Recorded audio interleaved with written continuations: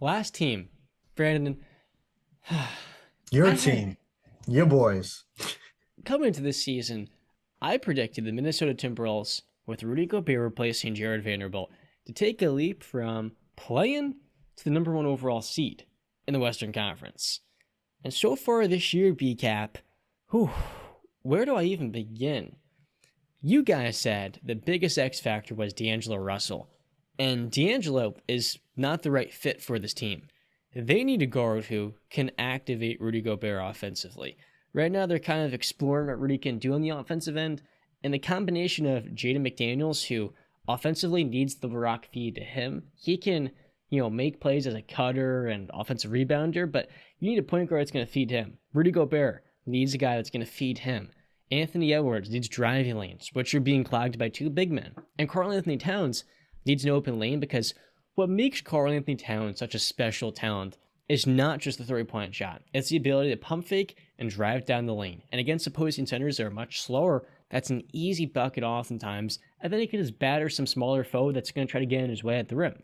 When you have Rudy Gobert standing underneath there, it clogs the entire offense. And what was supposed to be a great unit given the firepower and star talent, the name value, the reputation, it's been below average this year. The defense has been very good because of Rudy Gobert, but part of Rudy Gobert's drawback is, and you are not a big Rudy Gobert guy, for as good as he is defensively, he's going to limit you on the offensive end. He's going to make you kind of reshape what your mold can be. And the Jazz still had the best offensive rating in the NBA last year in spite of that. So it's clearly not that self-limiting in the regular season, but in the playoffs, it very much is. The Timberwolves just, to me, have not the right personnel for this thing to work. Initially, I thought D'Angelo was going to have a very good season, and he's just not been a good enough playmaker. And D'Lo does nothing consistently. Not a consistent three-point shooter. He's not going to get to the lane. He's not going to create easy advantages for himself or his teammates. And then the NBA took out the rip-through move, which he had kind of taken from Chris Paul's game, which has only made it harder on him to get to the foul line. And right now, I'm saying to myself, the T-Wolves need to make a trade. They need to find a true point guard that can run the offense and kind of like a Malcolm Brogdon, but one that is reliable. That is the missing potion for the squad. Defensively, they're going to be good, but there's also issues there with Karl Anthony Towns playing around on the perimeter. It's just not where he's built to play. And right now, they're at 500. I'm going to ask you, what is your takeaway on the Minnesota Timberwolves giving up a king's ransom for a player, Rudy Gobert, who is declining on a huge contract? And was that the worst move of the last three off seasons? I wouldn't be able to answer that last one because I'd have to, go back and Russell look at some. Westbrook, But yeah, with acceptance of that. that one's pretty bad. Um, Listen, man, it's you had such big aspirations for this team, right? When you looked at it on paper and when you thought about it in your head, you visualized it, what it could be and what it could look like. That ain't what's happening on the court. I I don't think I even ever brought it up, but it's smacking me in the face now, like how much of a bad fit it would be to put Rudy Gobert in there. I mean, it like you said, you hit on all the points. It clogs the lane, and it's hard for. I mean, if if Cat's gonna be down there, right, posting up, doing his post moves and whatnot, where's Rudy Gobert standing? He's standing at the 3-point line. All right, well now the defender can just come right over because that's no threat. He ain't shooting no damn three. And if he does, He did. we're gonna be Did, clapping and going, "Yeah, shoot it, did shoot you see it." the other night? Yeah, I saw his complete whiff. Oh I my mean, god. top of the key, Cash Nasty, but that was not it. Golly. This episode is brought to you by our friends at Best Damp. Today is Sunday afternoon, and one of the best parts about the day is watching football, of course. And if you want to get a stake into the game, you want to bet on the games, you want to know what the market is, you want to get the best available odds, and oftentimes that can be a time-consuming endeavor. And that's what Best Damp is here to help you with. If you want to see all the sports books in one single place, all you have to do is download the Best Damp app, which is totally free, and you can sign up for a variety of sports books so that they can provide you the best odds so you can maximize your returns. To go along with that, Best Damp also features other tools, such as a bet analysis tool to get constant updates on how well you're performing, but also the accounting tool so that you can track all of your bets in one single stop. So join us in the BetStamp app. Link is in the description, and use our referral code at WiseGuys. That's WISCGUYS. Thank you to BetStamp for supporting our show. And as always, let's get back to it. But yeah, it's a terrible fit. It is. And like you said, it clogs the lane for Ant. He can't get in there because he's got two big men. And I forget who I heard this from. I think it was on TikTok. I was just scrolling, as people do nowadays. They just scroll. And a guy was saying, like, there are points where not Anthony, Cat literally looks like he has no idea what he's doing on the defensive end because he's not used to being out on the perimeter. And now Rudy Gobert's down there. It's just it doesn't fit. Like it's not like a.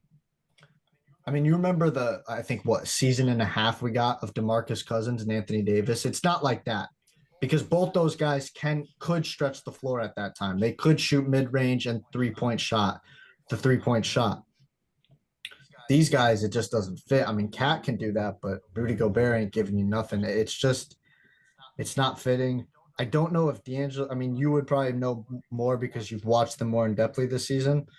But again, it is the regular season, so I think you should take that with a grain of salt. But I don't know if D'Angelo Russell is the guy you look at and be like, you are the main problem. I think it's the entire team is just not a fit, and Rudy Gobert doesn't fit.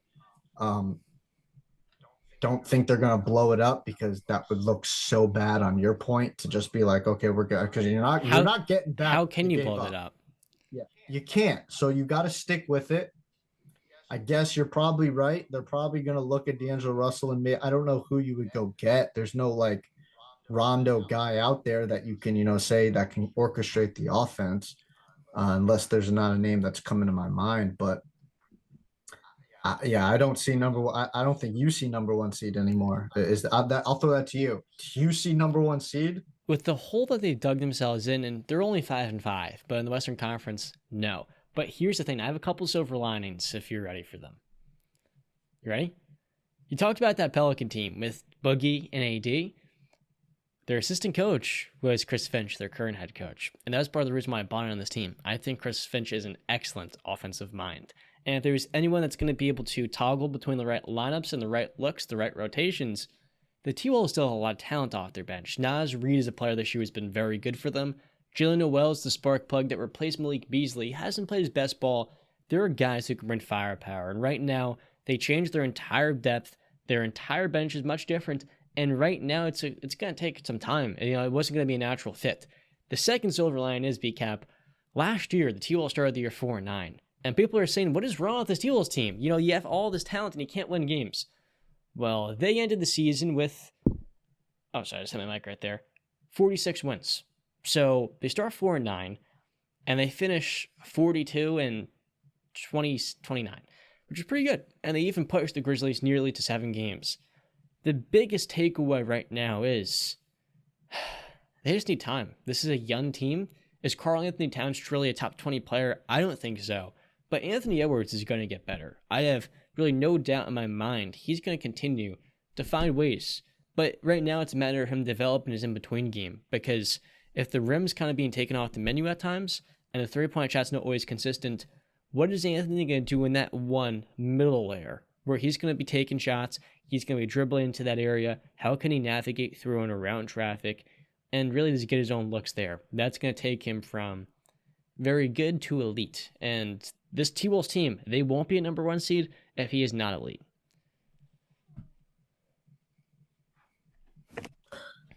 Yeah. Yeah, I don't know. These Timberwolves, yeah, I don't know much more to say. I mean, the Timberwolves are just really. Give him time. I don't see.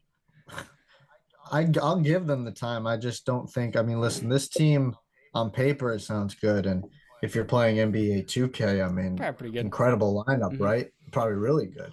Awesome. But this ain't a video game. This is real life, and people are going to be able to take advantage of you and your sets and who you have, the personnel you have on the court late in the season. Like I always say in the playoffs, I've said that like maybe 7 times this episode. Yeah. They're going to take advantage and they're going to have a lot more tape on you and what they can take advantage of. So It's not looking good for your Timberwolves. I don't think that they're going to be much of a threat in the playoffs, if I'm going to be honest with you.